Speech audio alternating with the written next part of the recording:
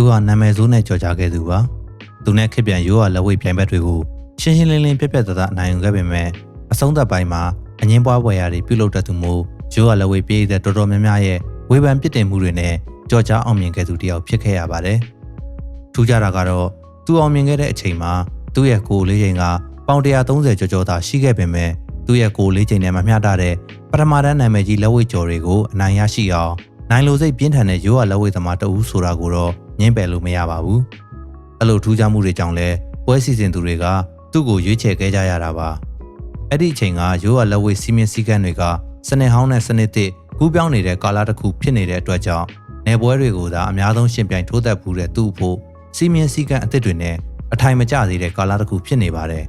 သူ့နာမည်ကတထုံစော်ဝင်းထွန်းပါ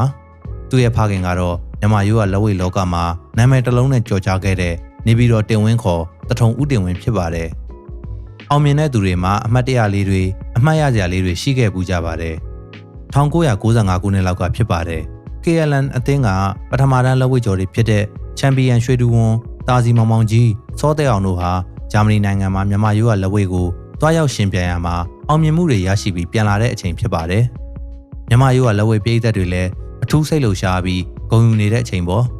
့အချိန်ကောင်းခါကောင်းကိုစောင့်နေတဲ့တွန်းလင်းမျိုးကလက်ဝဲသမားဟောင်းလည်းဖြစ်ပွဲစီစဉ်သူလည်းဖြစ်တဲ့ကိုနာရီစိန်ကဂျာမနီပြန်စောတဲ့အောင်နဲ့တထုံစော်ဝင်းထွန်းကိုတွန်းလင်းမျိုးမှာပွဲစီစဉ်ဖို့စိတ်ကူးအကောင့်ထဲပေါ်ပါတော့တယ်ကျွန်တော်ကလည်းတထုံကလက်ဝဲသမားတွေကိုတာဝန်ယူပြီးစာချုပ်ပေးနေသူဆိုတော့ဇော်ဝင်းထွန်းကိုရရှိရဲ့အတွက်တာဝန်ယူစာချုပ်ပေးဖို့တထုံမျိုးကိုတွားရပါတယ်တထုံရောက်တော့ဇော်ဝင်းထွန်းကလည်းတတ်မှတ်ပေးတဲ့စုချင်းငွေကိုလက်ခံတဲ့အတွက်စာချုပ်ကိုလက်မှတ်ရေးထိုးပါတယ်အဲ့ဒီမှာဘာပြဿနာတက်လဲဆိုတော့ကျွန်တော်မနက်ပိုင်းရောက်ပြီးနေ့လယ်ခင်းလောက်မှာတဝဲကပွဲစီစဉ်သူတွေရောက်လာပြီးတထုံလေးအင်းရက်ကွက်ကလက်ဝဲသမားတွေကိုအကုန်စာချုပ်ပါတော့တယ်ဇော်ဝင်းထွန်းကတော့သူတို့လိုချင်ပေမဲ့ကျွန်တော်ကအရင်စာချုပ်ထားတဲ့အတွက်မရလိုက်ပါဘူးတဝဲကန်ထရိုက်တွေပြန်သွားတဲ့အချိန်မှာတော့သူတစကန်ထားပါတော့တယ်ဇော်ဝင်းထွန်းဟာစကားကိုရင်ထဲမှာဖွက်ထားတတ်သူမဟုတ်ရှင်းရှင်းပြောတတ်သူပါသူ့အိမ်မှာအတူတူထမင်းစားရင်ထမင်းစားဝိုင်းမှာပဲတွန်းလေးပွဲအတွက်စာချုပ်ထားတဲ့စီယံငွေကိုပြန်ပေးလိုက်ပြီးကျွန်တော်ပါဝင်အားလုံးတဝဲပွဲကိုတွားထိုးကြဖို့ပြောပါတယ်အားလုံးကိုတဝဲကိုတွားရင်ပြောစရာကောင်းမှဖြစ်ကြောင်းသူနဲ့ကျွန်တော်2ယောက်ထဲတွန်းလေးပွဲတွားထိုးရမှာအဆင်ပြေပါမလားဆိုပြီးပြောပါတယ်ကျွန်တော်ကလည်းတဝဲပွဲကမင်းတယောက်ထဲမှာပါတာအခြားလက်ဝဲသမားတွေနဲ့အဆင်ပြေကြောင်းတွန်းလေးမှာကမင်းနဲ့စောတဲ့အောင်ကိုအဓိကပွဲကြီးတည်ထားတဲ့အတွက်ကိုယ့်ဘက်ကပြက်ကွက်ရင်စီစဉ်သူတွေအနေနဲ့အခက်အခဲရှိနိုင်ကြောင်းအသေးချာပြန်ရှင်းပြရပါတယ်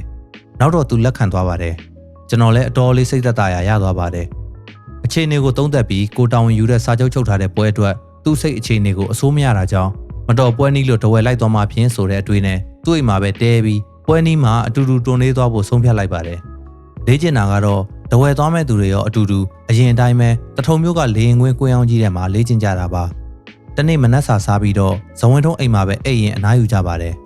ဇဝင်းထုံးအိမ်ရဲ့ခေါင်းရင်းအိမ်ကလက်ဝဲသမားအောင်ကျော်တို့အိမ်ပေါ့အောင်ကျော်တို့အိမ်ရောက်မှာလက်ဝဲသမားလူငယ်တွေရောအရက်ထဲကလူငယ်တွေပါစုဝေးပြီးလူငယ်ဘာသာဘာဝအလောင်းအစားနဲ့လှုပ်တဲ့ကစားနည်းပြုလုပ်နေကြပါတယ်ဒုတ်ဆွဲတယ်ဆိုတာမျက်နှာချင်းဆိုင်ထိုင်ပြီးတယောက်ချီတယောက်နင်းပြီး၄ပေလောက်ရှိတဲ့ဝက်စစ်ပိုင်းကိုဆွဲကြတာပါဒါလည်းပညာပါပါတယ်အားရှိအောင်အားကြီးအောင်နဲ့မပြီးပါဘူးသူနည်းနဲ့သူပါလူငယ်တွေဆိုတော့အပျော်သဘောငွေကြေးလောင်းစားလဲပါပါတယ်ညင်းကြခုံကြနဲ့အတန်ကတော်တော်လေးဆူညံနေပါတယ်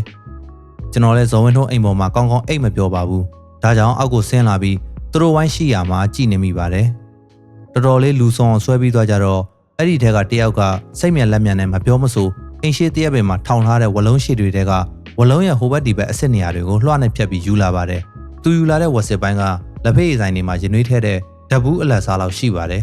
်အရှိကလည်း1000လောက်မရှိတရှိပါအထက်ကဝါးသားထူချင်းပါချင်းတော့ကျွန်တော်မသိပါဘူးအဲ့ဒီဝက်စစ်ပိုင်းကိုလက်သီးနဲ့ထိုးရင်ကွဲမကွဲလောင်းချင်းနဲ့ဖြစ်ကြပြန်ပါရောတချို့ကကွဲမယ်တချို့ကမကွဲဘူးညင်းခုန်နေကြပါတယ်တယောက်တစ်ပေါက်နဲ့ပါအဲ့ဒီချိန်မှာကျွန်တော်ဘေးကတယောက်ကငါထိုးမယ်ကွဲစေရမယ်ဘယ်လောက်ကြီးလောင်းမလဲလို့အားလုံးကိုမေးလိုက်ပါတယ်ကျွန်တော်လှည့်ကြည့်လိုက်တော့သူပါဇော်ဝင်းထွန်းပါဘယ်ချိန်ကအိယာနိုးပြီးကျွန်တော်ဘေးရက်ကြည့်နေတယ်မသိပါဘူးကျွန်တော်ကပြပြတလဲအားမထိုးပါနဲ့ကိုကပွဲရှိနေတာမတော်လက်နာသွားမှဖြင့်ဆိုတော့ကိုရောစကားအသားနေကျွန်တော်ထိုးကြည့်ခြင်းနဲ့ပွဲကိုကွဲရမယ်လို့ပြောနေပါတယ်မကွဲရဘူးပြောတဲ့သူတွေကများလာတော့လောင်းကြီးကိုလည်းမြှင့်လိုက်ကြတယ်မကွဲရင်3000ကျပ်တွေပါတွေဖြစ်ကုန်ကြပါရောဇော်ဝင်းထွန်းကလည်းဘာမှမပြောဘူးသူ့ကြည့်ရတာထိုးမယ်လို့စိတ်ဆုံးဖြတ်တာပုံရပါတယ်ဇော်ဝင်းထွန်းထိုးရင်ကွဲမယ်ဆိုတဲ့ဘက်ကလောင်းကြီးထက်မဲ့သူမရှိဘူးရှိတဲ့သူကလည်းပတ်စံမရှိတော့ဘူးခုနဒုတ်ဆွဲပွဲမှာကုန်ကြပြီ ဒါကြောင့်ဇော်ဝင်းထွန်းကသူ့လက်မှာပတ်ထားတဲ့စီကိုဖိုက်နာရီကိုလောင်းကြီးအဖြစ်ထပ်လိုက်ပါတယ်အားလုံးကလည်းသဘောတူကြပါတယ်ဇော်ဝင်းထွန်းကသူ့အိမ်အောက်မှာလှမ်းထားတဲ့ပတ်တီးအဟောင်းတွေကျွန်တော်ကိုယူခိုင်းပါတယ်အဲ့ဒီမှာပြဿနာတစ်ခုထပ်တက်လာပါတယ်ချစ်မိုးဆွေကထိုးမဲ့ဝစစ်ပိုင်းမှာစင်ကြယ်ဖနက်အဟောင်းတစ်ခုကိုတဲကျိုးဖြတ်ပြီးဖနက်အောက်ခံအပြားကိုခံဖို့တောင်းဆိုတယ်ကျွန်တော်ကတော့ပတ်တီးစီးရင်လက်မနာအောင်စနိုးတာဝါကိုလက်ခုအပြည့်အဆိုပြုပြီးလက်မှာပတ်တီးစီးဖို့ဇော်ဝင်းထွန်းကိုပြောပါတယ်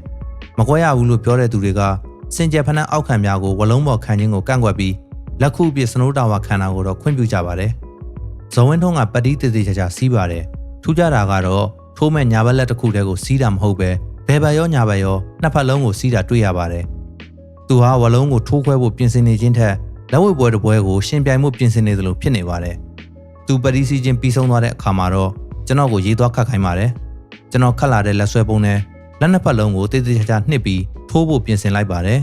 ဝက်စစ်ပိုင်းကိုတော့အိမ်တိုင်းမှာခတ်ဆောင်ဆောင်လေးထောင်ထားပါတယ်အောက်ခြေငိမ့်မငိမ့်စစ်ဆေးပြီးတဲ့အချိန်မှာတော့ထိုးမယ်လို့အတီးပေးပြီးအားလုံးကလည်းသူ့ကိုဝိုင်းကြည့်နေပါတယ်ညင်းခုန်နေတဲ့စကားဝိုင်းဟာတရင်ကငိမ့်တက်သွားပြီးသူကခါးကိုရှေ့အနေနဲ့ကိုင်းပြီးဘယ်လက်ကိုအတာမတင်ကညာလက်နဲ့ဝက်စစ်ပိုင်းကိုထိုးလိုက်ချိန်မှာတော့